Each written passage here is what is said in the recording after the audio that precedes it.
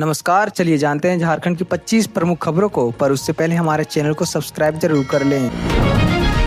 बिहार के नतीजों से झारखंड कांग्रेस में हड़कंप, अब पदाधिकारियों पर होगी सख्त नजर। बिहार विधानसभा चुनाव में कांग्रेस के खराब प्रदर्शन ने झारखंड के सीनियर नेताओं को चिंता में डाल दिया है। पार्टी नेतृत्व ने उन पदाधिकारियों की निगरानी शुरू कर दी है जो पद तो संभाले हुए हैं लेकिन जमीनी काम से पिछड़ रहे हैं। प्रदेश अध्यक्ष कमलेश महतो ने नतीजों को अप्रत्याशित बताते हुए चुनाव आयोग पर सवाल उठाए हैं, जबकि पार्टी की आंतरिक कमजोरियों पर चुप्पी साध ली गई है।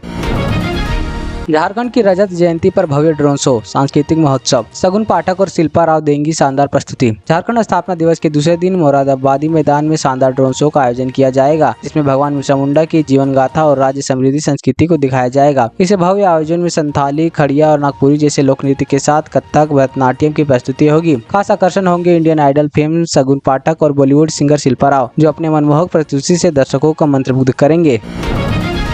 पुरुलिया में दर्दनाक सड़क हादसा, 3 युवकों की मौत, एक गंभीर घायल। पश्चिम बंगाल के पुरुलिया जिले में शनिवार देर रात नेशनल हाईवे पर धनाड़ा मोड़ के पास एक भीषण सड़क हादसा में 3 बाइक सवार युवकों की मौके पर ही मौत हो गई।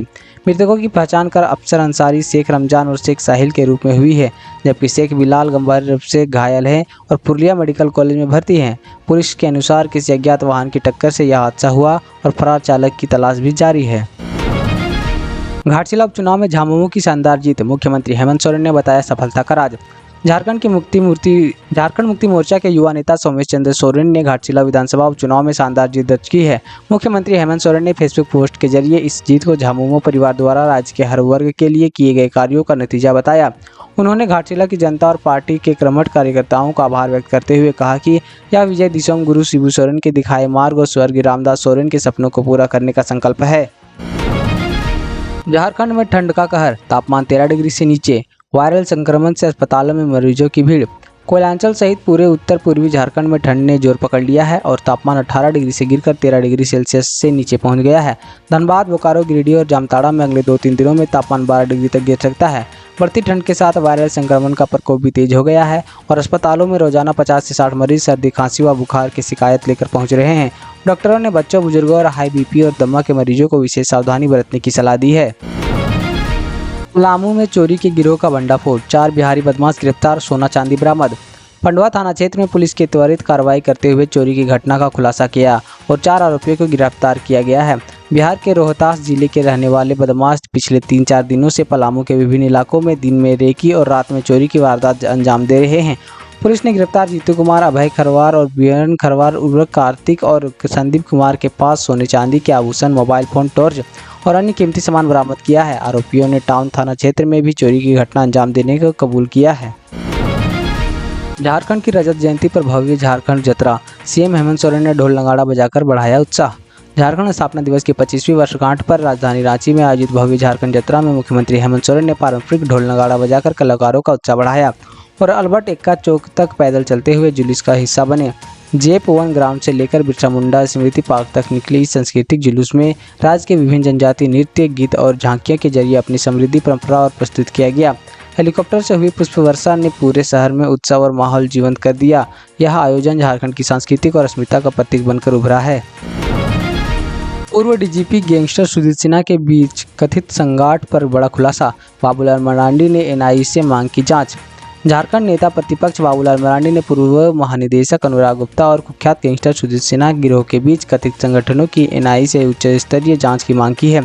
उन्होंने आरोप लगाया कि कोयलांचल शांति समिति KSS के नाम पर संचालित यह गिरोह पाकिस्तान से ड्रोन द्वारा भेजे गए हथियारों की तस्करी, हत्या व अवैध वसूली में लिप्त है। सुजीत की पत्नी के रिया सिन्हा के मोबाइल से मिले डिजिटल सबूतों के पूर्व DGP से घनिष्ठ संपर्क के संकेत मिले हैं, जिसमें KSS की स्थापना में उनकी सक्रिय भूमिका और वसूली राशि की हिस्सेदारी का दावा किया गया है।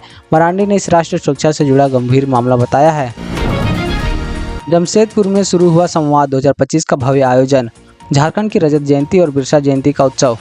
झारखंड ने 25वें स्थापना दिवस और धरती आबा बिरसा मुंडा की 150वीं जयंती के अवसर पर जमशेदपुर के गोपाल मैदान में शनिवार को संवाद 2025 का शुभारंभ किया। पूरे सप्ताह चलने वाला इस महोत्सव में 18 राज्यों की 30 जनजातियों के 34 कला शैलियों और 51 स्टॉल में प्रदर्शित किया जाएगा और 12 जनजातियों के 19 होमहुक्स पारंपरिक व्यंजन परोस रहे हैं। कार्यक्रम की शुरुआत हो मुंडा, संथाल व उरांव जनजातियों की पारंपरिक प्रथाओं से किया जाएगा। पश्चिमी चाची मुर्मू, जनुम सिंह सोय सहित कई दिग्गज आदिवासी नेताओं ने हिस्सा लिया। यह आयोजन आदिवासी ज्ञान, संस्कृति और परंपराओं को सहेजने का जीवित मंच बन गया है। बोकारो में सोशल मीडिया की ताकत, कांग्रेसी नेत्री ब्यूटी मंडल ने एक पोस्ट में मिला पेंशनधारियों को न्याय। बोकारो में सोशल मीडिया की ताकत ने एक बार फिर से असर दिखाया है। कांग्रेस के सोशल मीडिया कोऑर्डिनेटर ब्यूटी मंडल ने सर्वजन पेंशन योजना से वंचित 50 प्रखंड के माधव मांझी और नारायण कुमार के मामले को सोशल मीडिया पर उठाया। विधायक उमाकांत राजा के साथ डीसी बोकारो से मदद की अपील।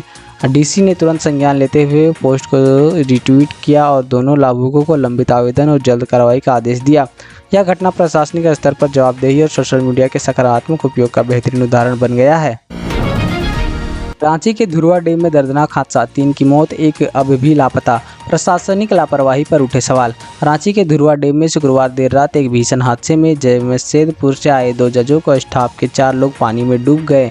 घने अंधेरे में कार का नियंत्रण खोने के बाद वाहन सीधे डैम में गहरे पानी में गिरा, जिससे बॉडीगार्ड उपेंद्र सिंह, सोबिन कुज्जूर और चालक अनिल सिंह के शव बरामद किए गए, जबकि चालक सत्येंद्र सिंह अब भी लापता है। स्थानीय लोगों ने बताया कि डैम के मुख्य फाटक पर सोलर लाइट कई दिनों से खराब थी और रात में बिल्कुल रोशनी नहीं थी। एनडीआरएफ की टीम ने तलाशी के अभियान जारी रखते हुए यह घटना प्रशासनिक लापरवाही पर गंभीर सवाल खड़े कर रहा है। जमशेदपुर में पुलिस की बड़ी कार्रवाई, अवैध हथियार के साथ आपराधिक इतिहास वाला युवक गिरफ्तार। जमशेदपुर के जुगलसलाई थाना क्षेत्र में शुक्रवार देर रात पुलिस ने गश्ती के दौरान करीब नवाज कॉलोनी निवासी मोहम्मद इकबाल 21 को अवैध हथियार के साथ गिरफ्तार किया। स्कूटी सवार इकबाल पुलिस की गाड़ी देखते हुए भागने लगा, जिसे घेराबंदी कर पकड़ लिया गया। तलाशी में उसके पास एक छोटी सी देसी कट्टा, 5 जिंदा गोलियां और रियलमी स्मार्टफोन बरामद हुआ। सिटी एमपी कुमार सिविस्क ने बताया कि इकबाल के खिलाफ पहले मारपीट और घर में घुसकर हमला करने का मामला दर्ज है। आरोपी को कानूनी प्रक्रिया पूरी कर जेल में भेज दिया गया है। रांची से वाराणसी तक फैला 100 करोड़ का अवैध नशीली दवा सिंडिकेट, 28 आरोपियों के खिलाफ मुकदमा दर्ज। वाराणसी में कोडीन फॉस्फेट युक्त कप सिरप की अवैध बिक्री करने वाले विशाल सिंडिकेट का पर्दाफाश हुआ, जिसकी जड़ें रांची तक जुड़ी है। रांची स्थित मेमर्स सेली ट्रेड्स के भोला प्रसाद और उनके बेटे सुभग जायसवाल ने उत्तर प्रदेश के 93 थोक विक्रेताओं को लगभग 100 करोड़ रुपए की प्रतिबंधित फेंसिडिल कप सिरप की सप्लाई की, जिसमें अकेले वाराणसी 26 मेडिकल स्टोरों को 50 करोड़ की सप्लाई हुई। मध्य प्रदेश और राजस्थान में नशीली कप सिरप से बच्चों की मौत के बाद शुरू हुई जांच में यह खुलासा हुआ। ड्रग इंस्पेक्टर जुनाब अली ने 28 दावा विक्रेताओं को खिलाफ मुकदमा दर्ज कराया और सभी आरोपियों की गिरफ्तारी के लिए तलाश जारी है। सेल के 50,000 कर्मचारी की बड़ी राहत, कोलकाता हाईकोर्ट ने दी उच्च पेंशन की मंजूरी। Steel authority of India limited SAIL की सभी इकाइयों में काम करने वाले लगभग 50,000 अधिकारियों को कर्मचारियों को अब उच्च पेंशन का लाभ मिलेगा। कोलकाता उच्च न्यायालय के सेल प्रबंधक ने पक्ष फैसला सुनाते हुए ईपीएफओ को सभी इकाइयों में उच्च पेंशन योजना लागू करने का आदेश दिया है। पहले केवल बोकारो, सराउकेला और एसआरयू और आरसीडीएस रांची की 4 इकाइयों को ही यह सुविधा मिल रही थी, लेकिन अब दुर्गापुर, बर्नपुर, भिलाई, भद्रावती, सेलम सहित के सभी इकाइयों में कर्मचारियों को भी यह लाभ मिलेगा। Steel executive federation of India Saifee के प्रयासों से यह ऐतिहासिक जीत हासिल हुई है।